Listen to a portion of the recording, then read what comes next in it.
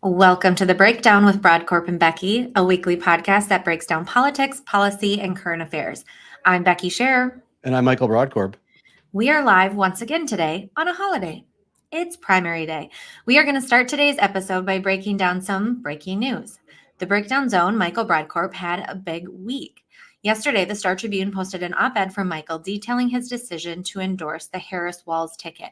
We will get into how Michael came to his decision and what he hopes to tell other folks, like myself, grappling with who to support in November.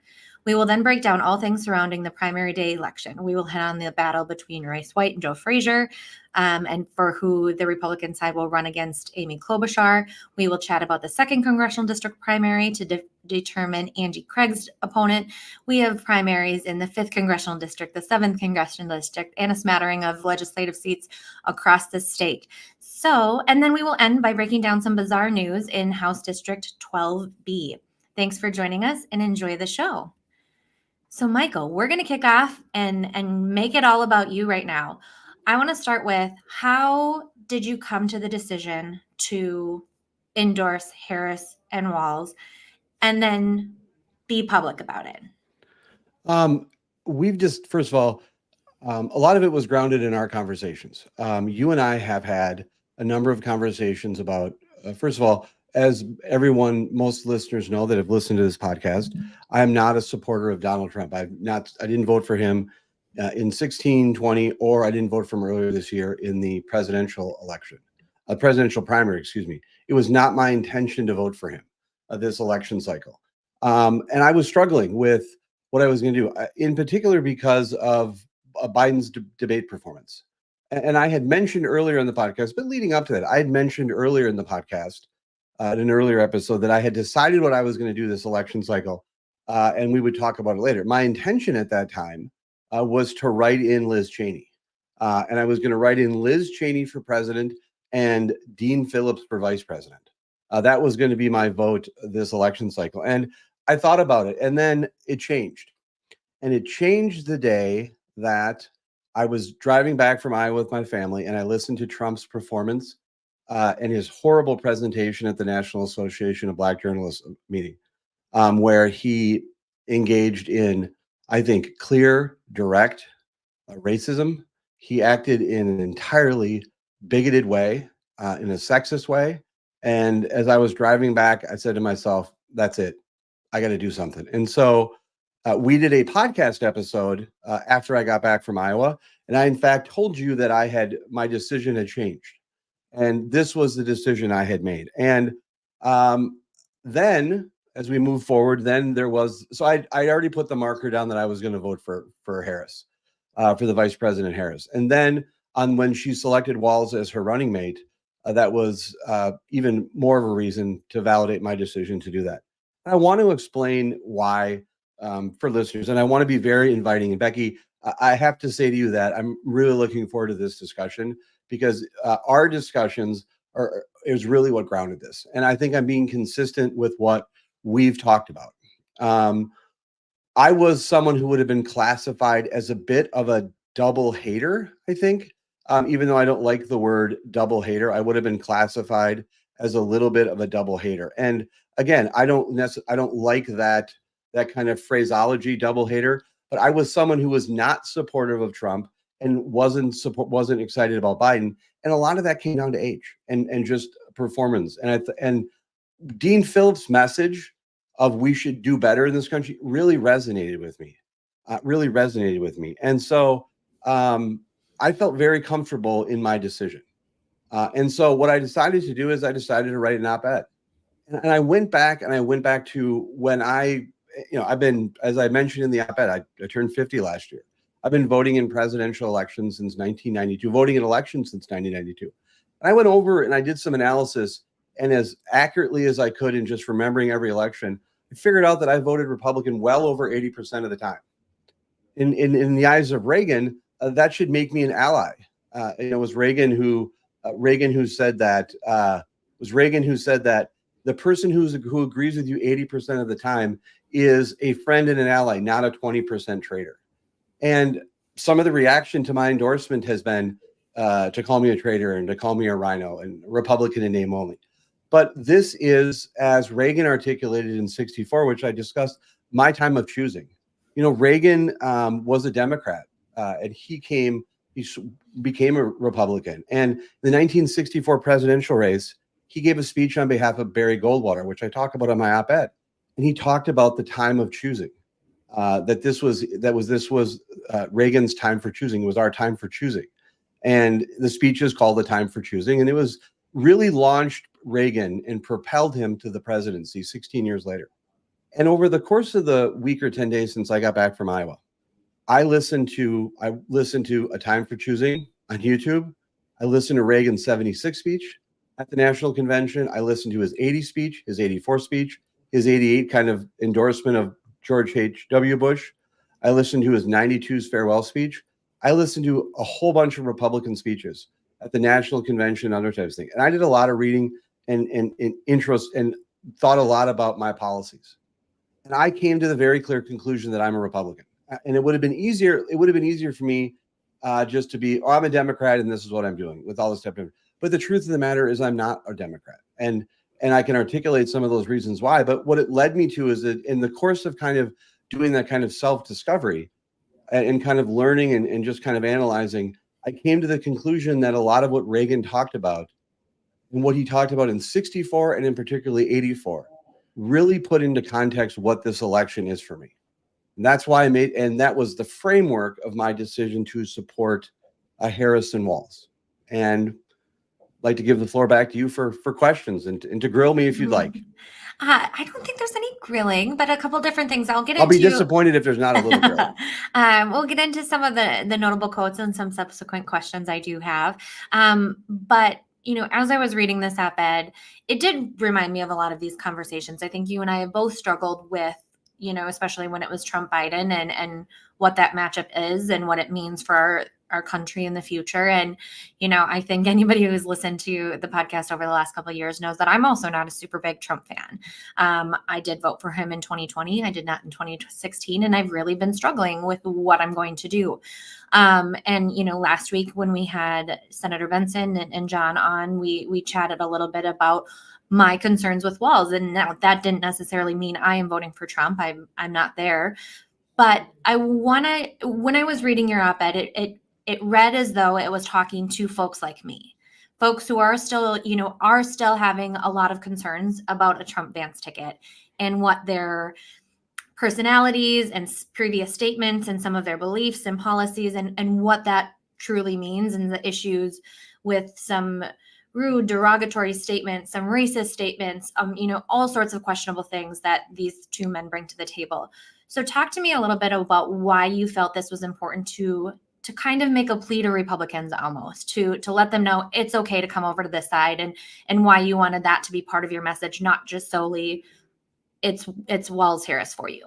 Because part of what drove this decision was not just a lot of our conversations, but a lot of conversations that I've had with friends and other Republicans. And I don't want to shame in any way their decisions, and how people approach voting is a very private decision and how they wish to do that. And all I would say is I encourage people to vote. I've always been an advocate for people voting, independent of the worst thing to me is someone just having apathy and not voting. And I think it's important that people vote. And some people choose to leave that section of the ballot blank as a statement. I understand that mindset, but for me, I believe in voting. And so when I was thinking about this, I thought, what was the best way that I could be value added to and explain my decision? And I think my decision and my thought process is very much where a lot of Republicans are, is that they have felt frustrated with the kind of the binary choices between Biden and Trump. But speaking specifically about Trump, there's a number of Republicans that I know who don't feel comfortable with his rhetoric, who don't feel comfortable with the position and want him to not be a part of the party. And for a variety of reasons, don't feel as comfortable speaking out and voting this way. And I just want to remind people that people can vote privately.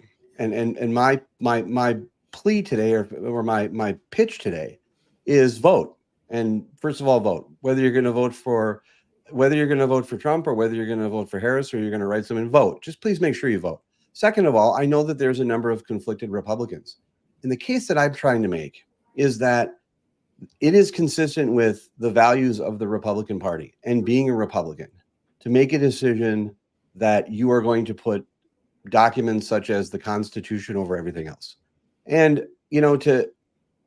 I do question, and there's been a lot of discussion as to would Ronald Reagan get endorsed today by today's Republican Party, and whether would George W. Bush and would Mitt Romney. And that's for other people to analyze. But what I do know is that I do have a lot of confidence in saying is that Republicans supporting a presidential candidate who has called for and advocated and said that he would suspend the Constitution, that if he gets into office, there will not need to be a vote again in 4 years, is really some troubling statements. And the decision that I'm making is that I believe that Vice President Harris and Governor Walz will be a better safeguard of the institutions of this country, such as the Constitution, such as democracy. And I think that's the overriding principle to me. I put a lot of thought into this because I think that there are a lot of Republicans struggling out there, and I know that they are. And the last thing that I want to do is to spike the football, but I want to be part of a persuasion and a discussion as to why this is the right course of action for Republicans to do if they are conflicted, like I know many Republicans are. But I stand by my decision, and I just want to add this. It felt so good. I have to be honest with you. The minute that op-ed was published, I've had a smile on my face since yesterday, and I got my USA cap on because I just feel really excited about the opportunities that this country is facing and the opportunities that people are going to have. And I feel really proud of being a part of supporting Harris and Walz. And it was the right decision for me. It's not the right decision for everybody, but I would say in the privacy of the ballot box, I do hope people vote their conscience.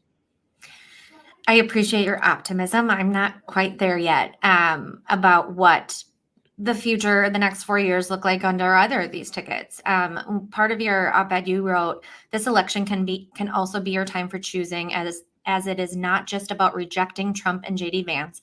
It is about embracing a vision of leadership essential for this country's future. Now, I don't disagree with that. I think that is something that this election can be about. But my question and what I struggle with is, what about the policies that I think are damaging to our country's future under a Walz and Harris administration? Is the spending and taxing sustainable? Is it going to be more government control over our daily lives and in our children's schools? Is it going to be making life more difficult?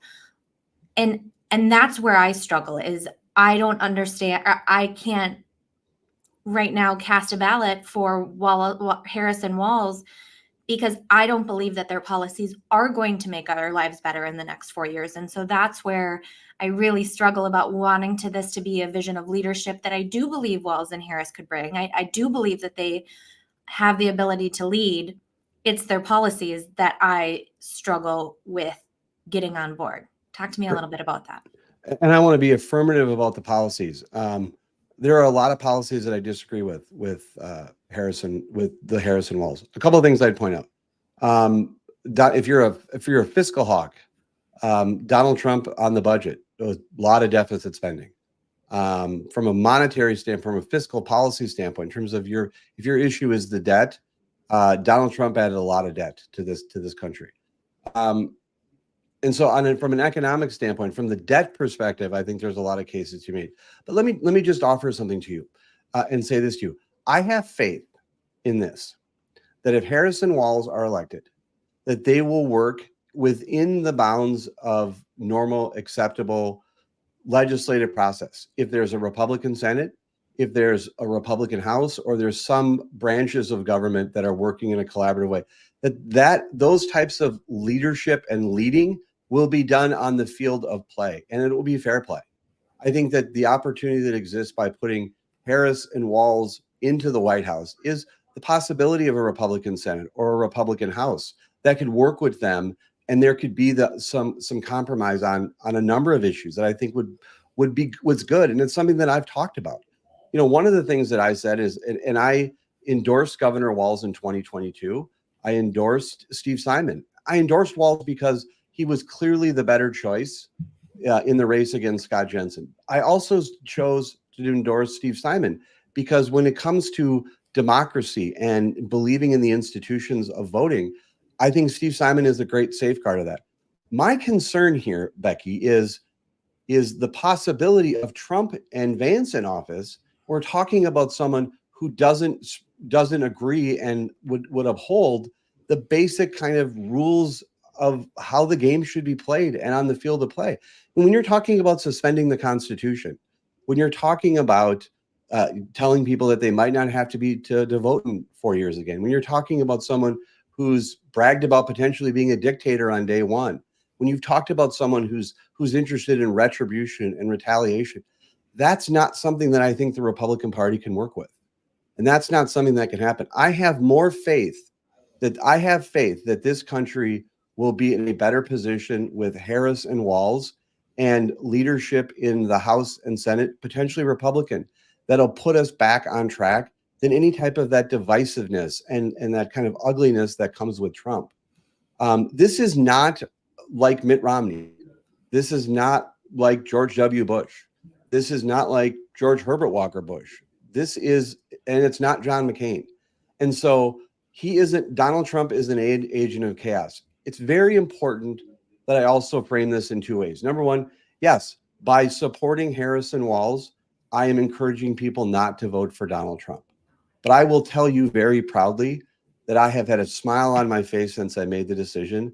And I feel better about the opportunity of Harris and Walz being in leadership in Washington than I ever have felt that with Trump and Vance. Noted. Well said. And some good reminders. I think that while we look at a lot of, the news cycle is very 24, 48 hours these days, January 6th was not that long ago. And that is one thing you wrote in your op-ed too, is I expected that Trump directing a mob to engage in a violent insurrection at the U.S. Capitol would prevent him from becoming the Republican nominee for president in 2024. And we don't need to spend a lot of time on this because we've talked about the topic quite a bit and how we both feel about it indeed being an insurrection.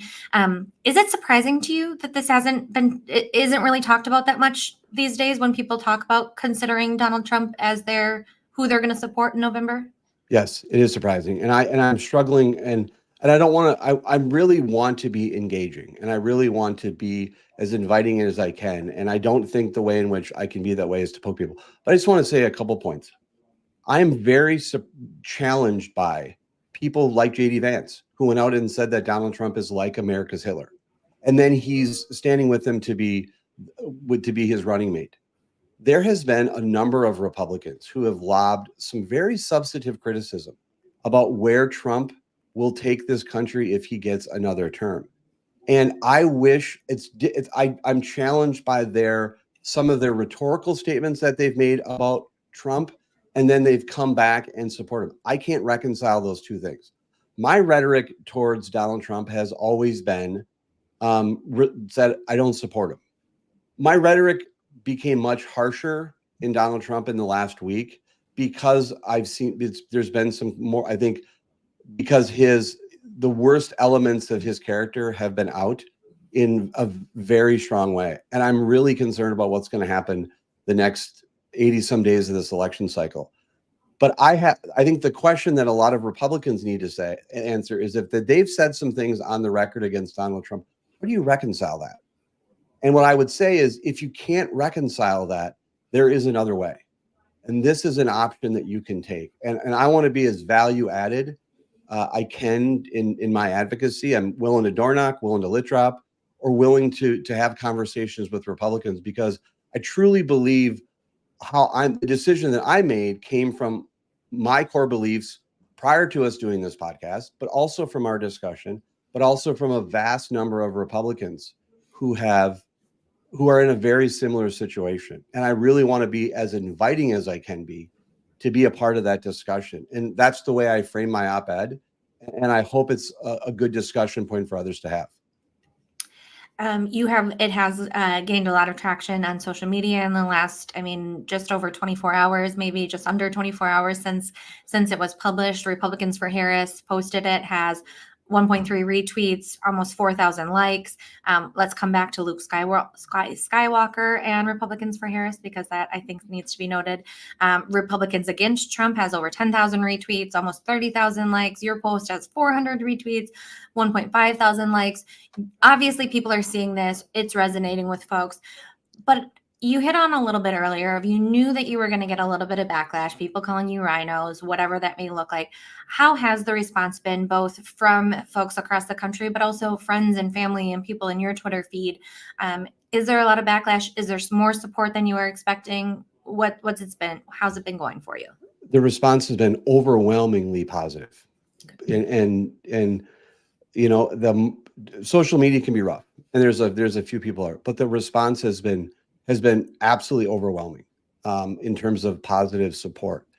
And I think I'm very surprised by that. I expected there to be more. My read was, I knew that I was stepping into a political landmine, battlefield, landmines, whatever it is, whatever the battlefield is. I was going to be stepping into that and taking a side.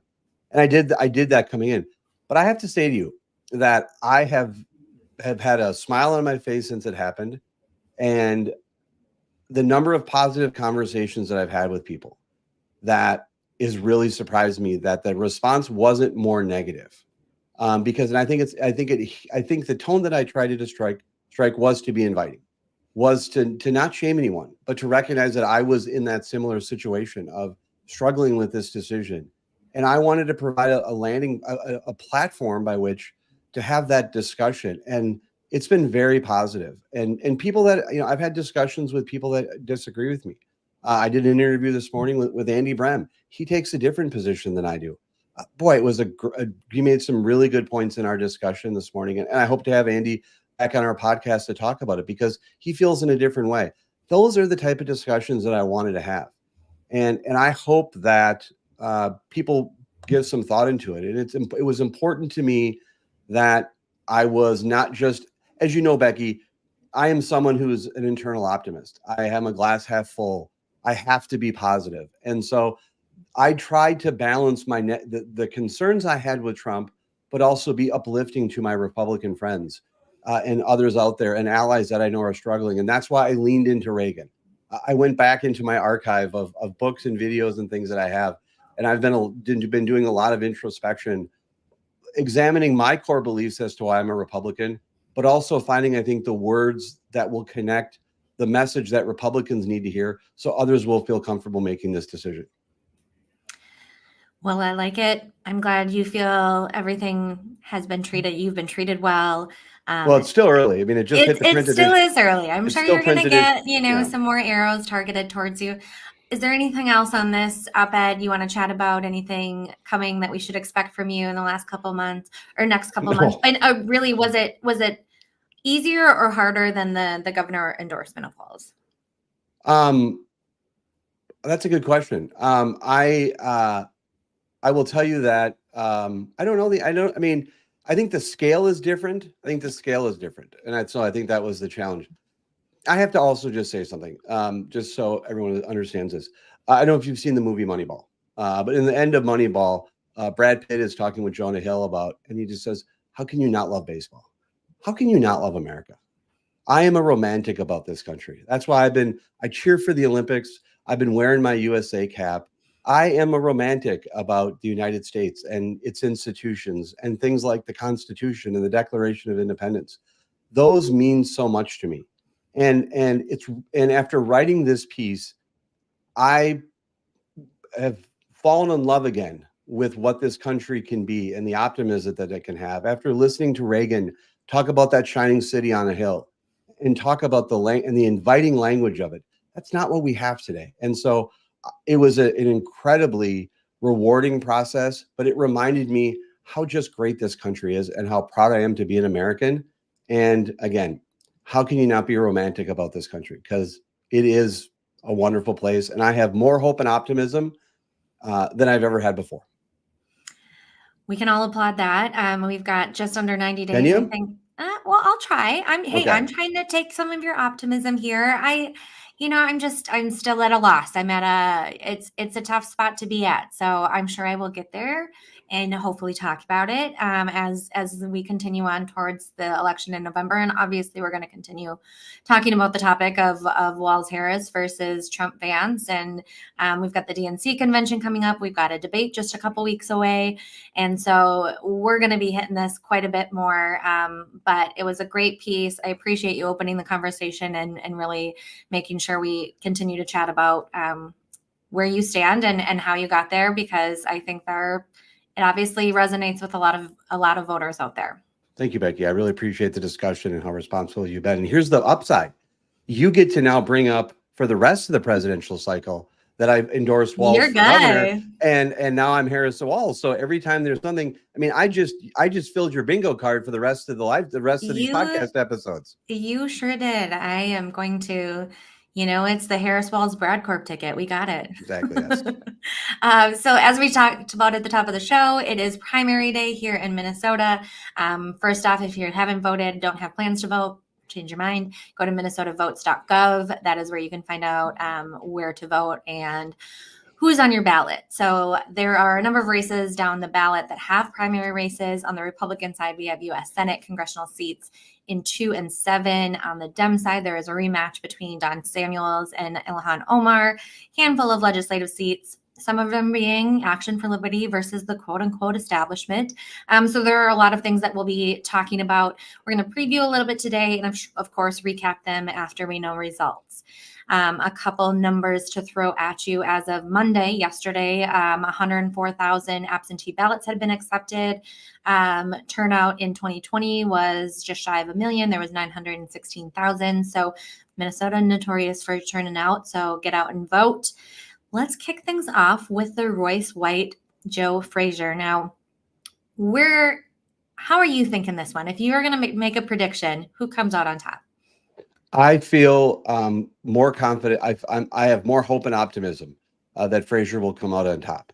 I voted in the interest of disclosure. I voted in the Republican primary today. I voted for Joe Frazier. I'm very excited about the possibility, not necessarily because I think Amy Klobuchar needs to be voted out of office, but because, again, as we talked about in the campaigns can be idea generators and they're good for the democracy. So I hope that Frazier gets through. I'm worried about what would happen if Royce White gets through. I would really worry again, I'm a Republican who can be called a traitor and a rhino and all that stuff, but I'm a Republican who wants Republicans to succeed and have a footprint in this state. And I still struggle with how Republicans do well in this state if it's Donald Trump, J.D. Vance, and Royce White at the top of the ticket. I think that's a real challenge. I think that's the ticket's not offering a lot. And so my hope is that Royce White is defeated and that Joe Frazier comes out on top today in the Republican primary. But we'll be watching those results very closely. Have you decided who you're voting for in that race? Yes, I will be casting my ballot after work today for Joe Frazier. Want to be cautiously optimistic. I don't know if I was predicting. I do think, unfortunately, that Royce White is going to come out on top of that. I think he's got more name ID. I think he has been more vocal, much to the dismay of Republicans everywhere. But I just think he has more visibility. I don't know that the Frazier camp has done enough to get them over the finish line. I'm hopeful that people who have seen something about Royce White and know his name, know it with some of the awful and horrific things that he has said and what he stands for. But I got nothing, not a ton more to say in that one until we see how the results come out. I want to give a shout out to Preya because Preya is working with Joe Frazier's campaign. I have never seen a staffer, a consultant to a campaign, take more arrows than she has since Royce White got endorsed. Agreed. She is as tough as nails. She has like you, Becky, she has agreed with me and she has disagreed with me. Mm-hmm. And we've had her on this podcast multiple times. She is absolutely the heart and soul of the Republican Party. And she is someone who is in the arena, and she will not be one of those, as Teddy Roosevelt said, not one of those gray and timid souls that knows neither victory nor defeat. But she will have no victory, and she will, sometimes she'll know defeat. But she is as tough as nails. And I think she has endured such vitriol and hate directed at her by Royce White directly and some of the other hooligans on that campaign. And I voted for Joe Frazier probably just as much as I voted for Preya today, because I'd like to see her get a win and get through that. But I just want to give a shout out to her. I think she's great. Her opinion is just top shelf. We've chatted on this pod, and she disagrees with me a lot, and she calls me out on stuff. But she has taken an unnecessary amount of volleys, and I just want to give out a shout to her and just say, Preya, you did a great job. Win or lose, you did a great job, but you've taken some arrows, and you're tough. And all Republicans in this state should be appreciative of people like Preya. Absolutely agree. I'll double down on that. I've had the opportunity to work with Preya through a variety of different campaigns and elections over the years, and she really has endured a lot and come out fighting. And I gotta love that spirit in campaign workers and operatives. Certainly much needed. Want to hit on two Republican races on the two congressional races that have primary battles, starting with Congresswoman Michelle Fischbach, who is being challenged from what I would say the far right by a gentleman named Steve Boyd. CD7 has been a treacherous place for endorsements and activism, treacherous over the years. I certainly had some experience working with them while I was over at the state party. And Congresswoman Fischbach has been a great legislator for a great member of Congress for Minnesota and for people all over the country. She's fought hard. She has just done really good things for our state. And for her to have this challenge just is a little ridiculous. But I want to read a quote from an article about Steve Boyd, who is challenging. Boyd has criticized Fischbach as being too legislation driven, saying he would be more of a hardliner who takes principled stands on cultural issues. He said he would be willing to shut down the government to fix the border crisis, and that he would seek to join the highly conservative House Freedom Caucus. Now, there's obviously an audience for this. There are folks who fall into this Freedom Caucus, Action for Liberty, more right line side of things. He's not going to be successful. Fischbach's going to come out triumphant. Once again, she has been kicking butt in the 7th Congressional District. But I mean, this guy sympathized with the January 6th rioters. This is really what we're battling through again. Yes, exactly. And I will just say to you, the most ridiculous primary endorsement contest that we have in this state is in the 7th Congressional District. To think that Congresswoman Michelle Fischbach, with all of her experience in the conservative causes, did not get endorsed and is simply ridiculous. Congresswoman Fischbach knocked off Colin Peterson. She has led on a variety of issues. To think in any way that she's not a Republican and that she's not conservative enough is just laughable. And what we have is a Christian nationalist challenging her from the right, and that's not what we need to. It's not what we need to have in this party. And so it's a ridiculous decision by the Republicans up in the 7th. I hope I have every expectation based on Fischbach's outstanding record, her level of customer service, the people that are supporting her, working on her behalf, David Fitzsimmons and others, that Steve Boyd's going to get beat like a drum in the primary tonight, and he should. And this is the one that has been frustrating. And in calls with reporters that I've had, where I've disclosed, in some of these races, the race with Fischbach has not gotten enough attention, and I think it is just the most egregious example of where the party activists have failed. To not give Congresswoman Fischbach the endorsement is just laughable. That does not mean I agree with Congresswoman Fischbach on every issue, but she's a Republican. She's a conservative, and to not give that to her is just embarrassing. And the amount of time and energy and resources that has been spent because some Christian nationalist wants to challenge her is just ridiculous. And that comment you made, exactly what she's supposed to do. She's supposed to work at the legislative process. This is someone who was president of the Senate. This is someone who was lieutenant governor. And it's the exact type of Republican message that needs to resonate. Yes, she supports Donald Trump and I don't. But so what? She is the type of Republican that can be successful in the state And rather than trying to penalize her, Republicans in the 7 should be supporting her. And I hope she literally beats Boyd like a drum tonight. There was recently a MinnPost piece that talked about the Royce White, Frazier, the Fishbach, and kind of these different competitive, or not even competitive, these different primary battles, and how it is, kind of the base. We've got more maybe centrist, not even centrist. We've got more of what we call the common sense Republican, the quote unquote sometimes establishment Republican, versus maybe more of the far right fringe activist.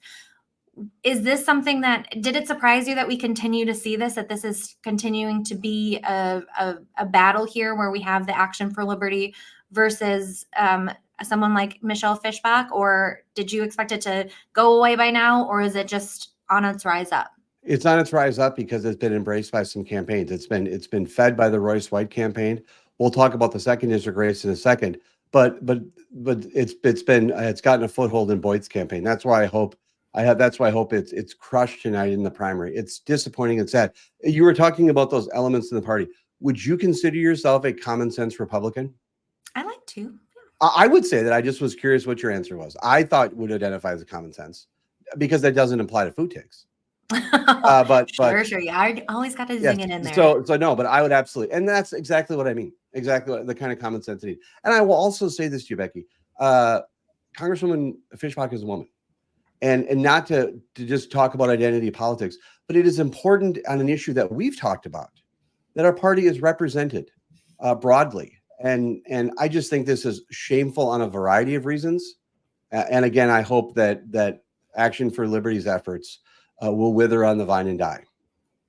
It is always interesting to me, when I first really started working in politics was Michelle Bachmann was still in Congress, and to watch how activists made it so that Michelle Bachmann was no longer conservative enough. I think that this is something we've really seen over the last 10, 12, 14 years, is as they go and vote for common sense things to actually make sure that we're not just completely gridlocked, that we're getting things done in Congress. Even if the 80-20 model you said about under Reagan, when Michelle Bachmann was no longer conservative, Tom Emmer is no longer conservative, Michelle Fishbach's no longer conservative. Now, you and I know that those things are not true. We know that they do stand behind the conservative principles of the Republican Party of Minnesota. Of course they do. And the Republican Party nationally. It's just bonkers to me to see that these folks come in, and because you vote to get things done and not just completely be a roadblock to any progress, that's also not going to benefit Minnesota families. And it's where it just is like so asinine to me that folks can really stand on this, that they just want to have somebody stand there and saying, no. It goes back to our first podcast episodes with Annette Meeks, that we need to have a vision. We need to have a mission. Saying no is not enough. And that's why we keep losing. And so with contenders like this, that's what they're standing on, is I'm going to be a no for you. It's a no for me. I no. Fantastic. Great way to say it. You alluded to our upcoming conversation, 2nd Congressional District. We've talked about on and off over the years. Over, I don't know the exact timeline, a month or two ago, Taylor Rahm was tapped by the Trump campaign to be, I believe, the state director. I don't know the exact title, but I believe he was tapped for state director here in Minnesota for the Trump campaign, and said that he was going to be no longer running for Congress. His website's still active. Signs are still up. He's obviously still on the ballot because he missed the date to remove himself from the ballot back in June. I'd like your thoughts on this, because I know you got them. This is very frustrating. Taylor Rahm was the Republican endorsed candidate, and he won the endorsement, left the primary with little or no money. But on July 13th, in the morning before the day Trump was nearly assassinated, it was announced that he was going to be the state director and a senior advisor to the Trump campaign. In that time, Taylor Rahm has said, and there was an article that said he was suspending his campaign. There has been an ongoing effort since that article came out where the campaign is still functioning in some way. Literature has gone out. Lawn signs have gone up. There has been a active, continuing kind of shadow campaign. And I'm really disappointed. And I'm disappointed because of this. I think Taylor Rahm could have spoke up more and said, this is what I'm doing. This is what I'm saying. And you can't, first of all, suspending and ending means the same. It should mean the same thing, but we want to couch our phrase in these types of cute ways. If you're suspending your race, that means you're not. It should mean you're not running. And the frustration I have is that he made a statement to the Star Tribune. He has yet to post anything on social media clarifying his position. His website was up. I think it's down now, but they have not effectively communicated this. And here's the reason why it frustrates me. First of all, I'm a Republican that lives in the 2nd District. I have voted split ticket in the past. I have voted for Angie Craig in the past, but I'm a split ticket, and I want there to be competitive elections because, again, I think there's good discussions. My frustration with Rahm's campaign and with Republicans in general, you know what Rahm is engaging in right now? It's called election misinformation. When you're out there and you tell people in the newspaper that you're suspending your campaign, but your lawn signs are still going up and your literature is still being dropped and you're still engaging in this, that's misinformation. And for Republicans who want to have such clean and precise and pristine elections, this has been confusing in the 2nd Congressional District. 2nd District Republicans have been out there continuing to push that Taylor Rahm is a candidate. And Rahm has been an absentee landlord. He's been absent without leadership. He's been completely AWOL on resolving this type of issue. And I think it's sad. It's frustrating. And this is why Republicans can't have nice things. The other thing I'd point out to you is this. The Democratic Party nationally, Joe Biden ended his campaign. The Democrats were able to coalesce around Kamala Harris, pick a running mate, be unified, get her nominated, and they're steamrolling ahead. Taylor Rahm can't get out of the race cleanly, and we still have this confusion. This is why Republicans can't have nice things. And so it's an embarrassment that it's going on in the 2nd. It's a waste of resources. There's only one Republican candidate that's in a position to win, and that's Joe Terep. We're going to hopefully have more discussions about the 2nd District race as we go forward. I know you've spent some time down there. I live in the 2nd, but this is the type of, it's just a very, very frustrating situation. And I guess I grew up at a time when you ended your campaign, you got out of office. You didn't still put your lawn signs up. You still didn't drop literature. And it's frustrating. And you want to know what this is? This is the endorsement priests. These are the people that want to be the Republican cops in the state. And I've spoken to a couple of them on the phone. And I've called them these Republican cops that want to go out there and act as if an endorsement is greater than everything. You want to know what? It's not.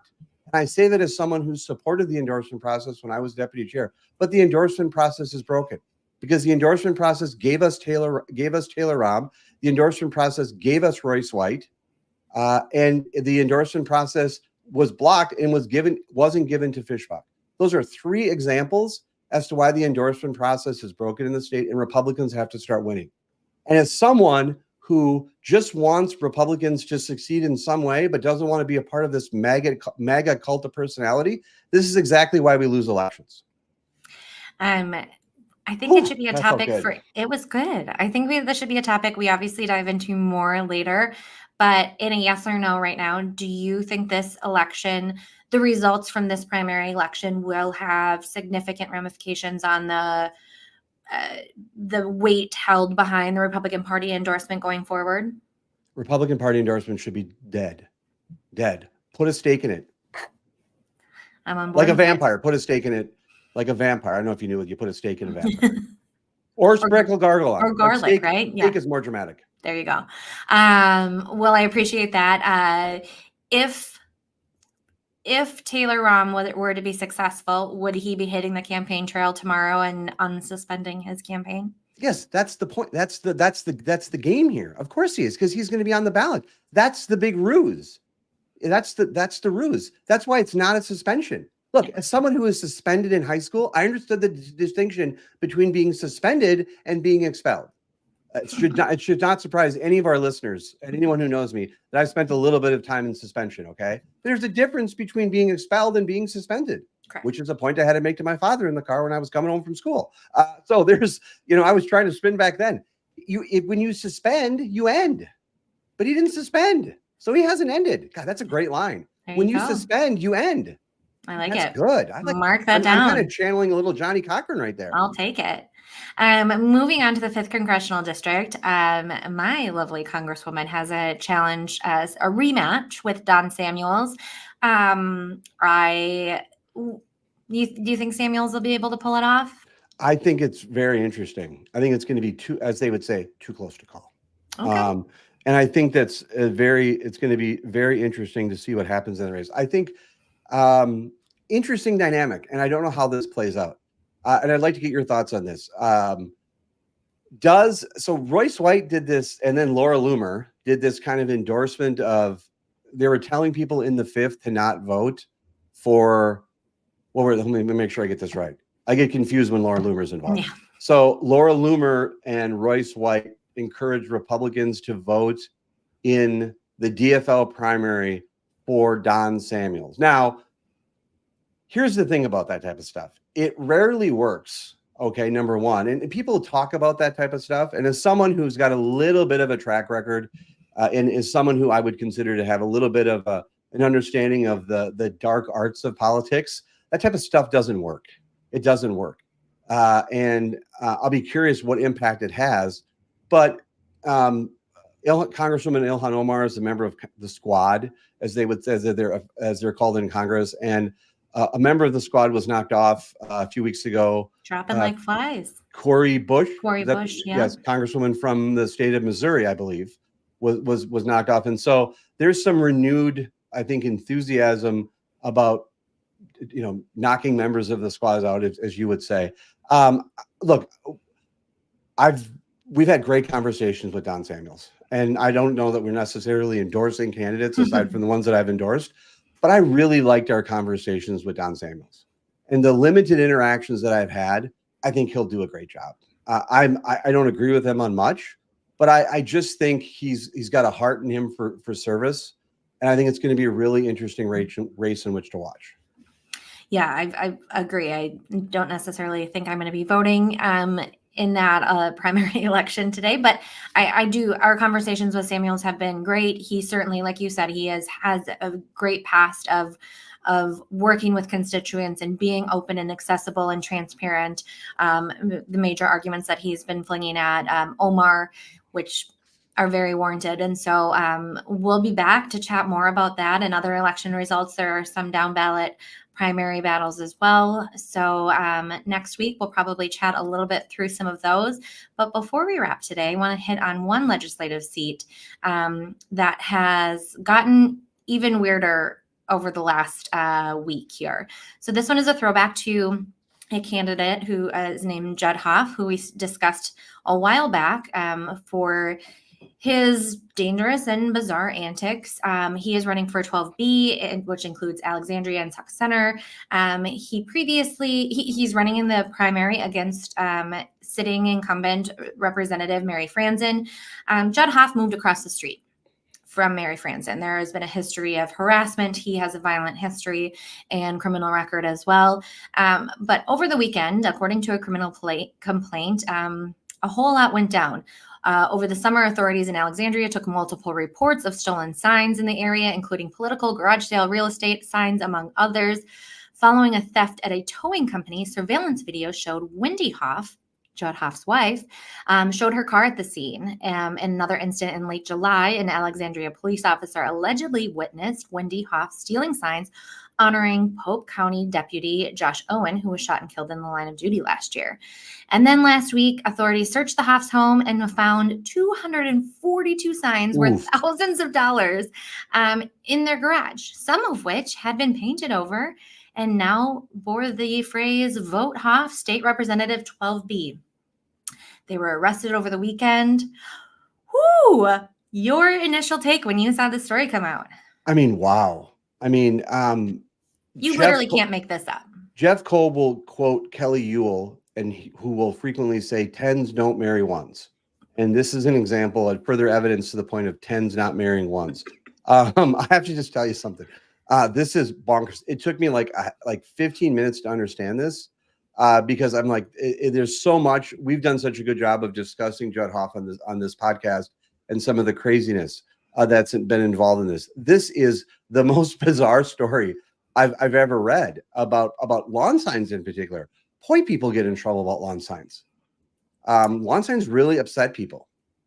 I interned for the state party back in 2008, and Ashwin Medea was running against Eric Paulson, and there was a staffer who was caught stealing signs back then. That's me. That was the one that recorded it. Oh, I was going to say you were the one that stole signs? No, I didn't steal it, but that's one of my lawn sign origin stories. There you go. I mean, it sticks with you because how wild. Yes. How wild. First of all, yes, lawn signs are expensive, but they're an expense. You just put it in your budget. If that's something that's important to you. I'll say it here and now. Lawn signs don't win elections, people. That was great. Can you imagine the amount of work to steal, paint, and rebrand these? Pay the $2,000, man.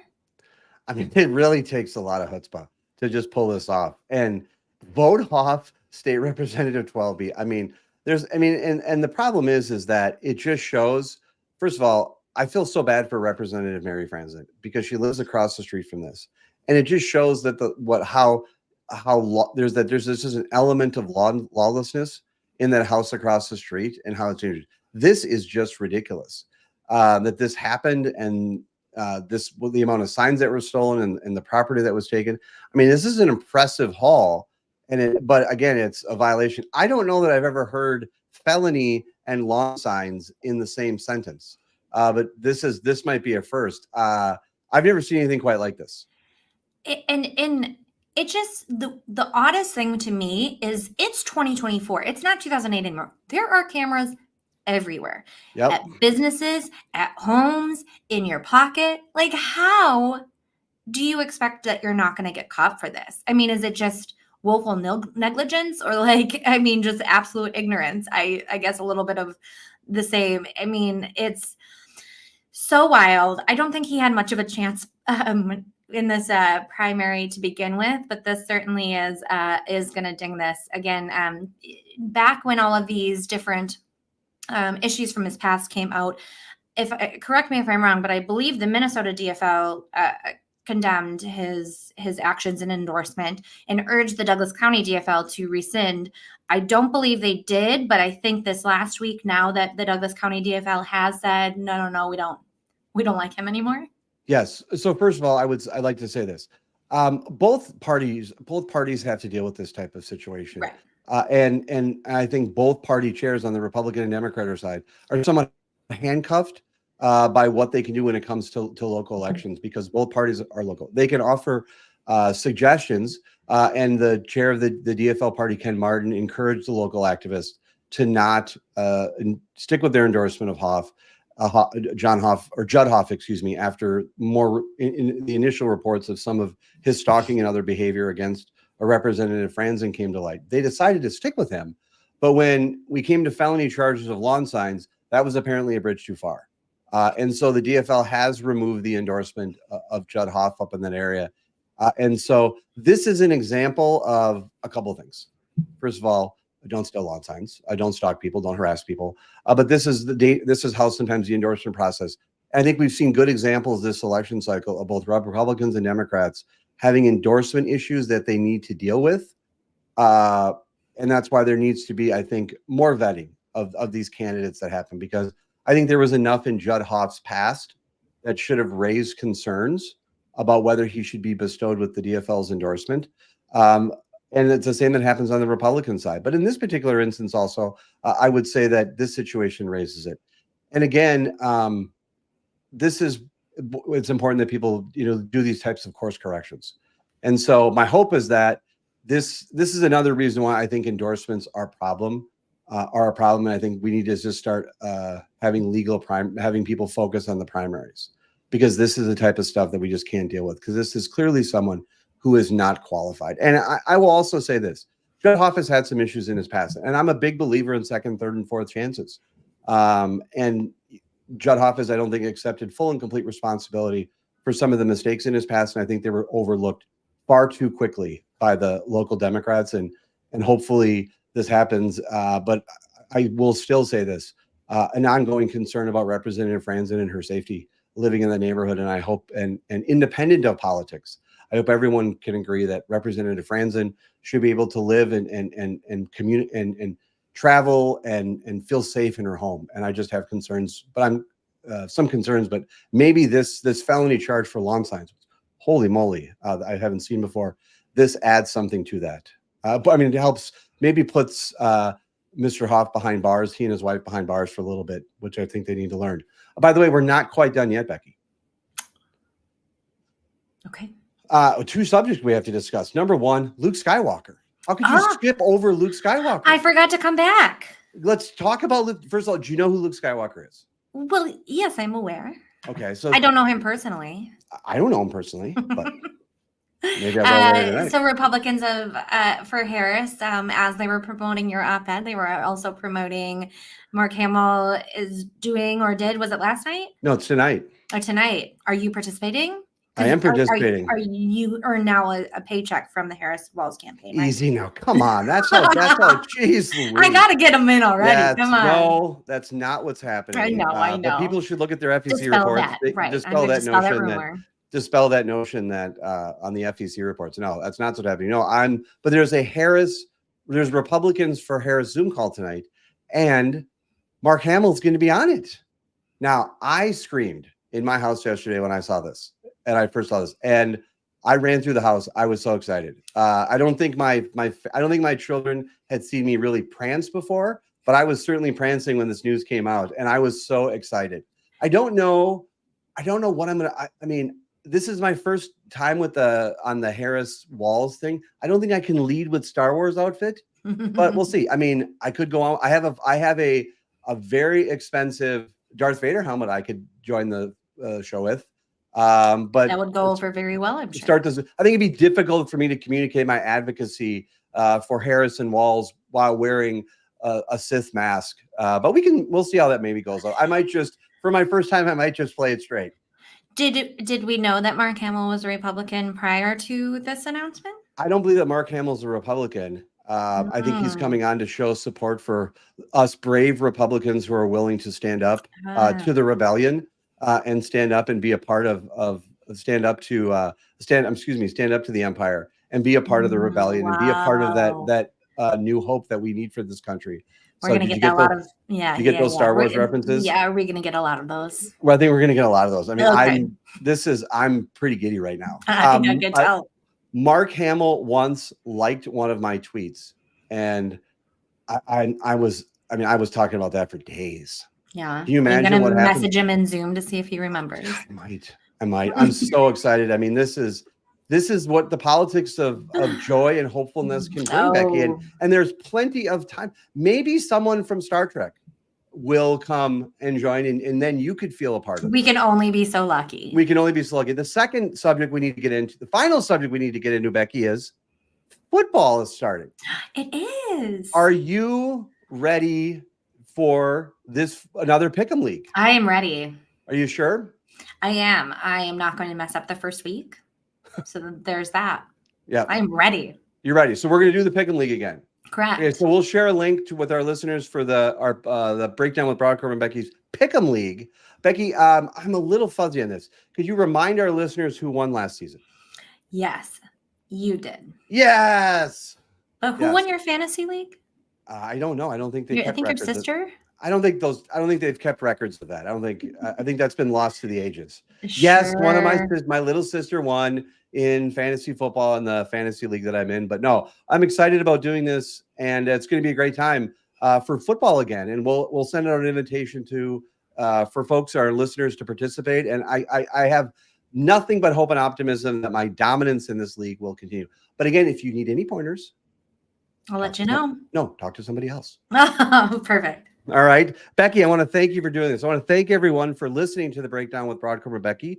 Before we go, show some love for your favorite podcast by leaving us a review on Apple Podcasts or any platform where you listen.